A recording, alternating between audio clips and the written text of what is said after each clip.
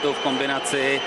Honza Rezek, myslím, že si tady pokryl míč a byl atakován a podle mě tady kontakt jednoznačný byl na pravou nohu.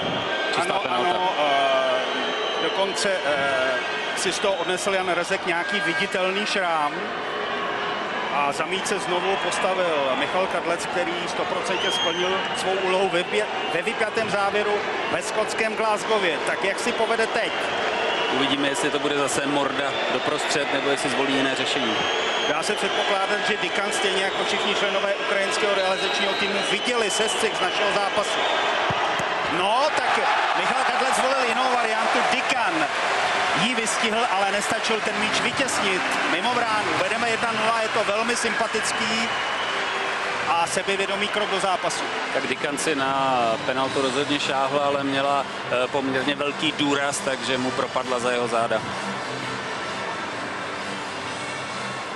Ano, naši bojují o sebevědomí, o pohodu, o to, aby se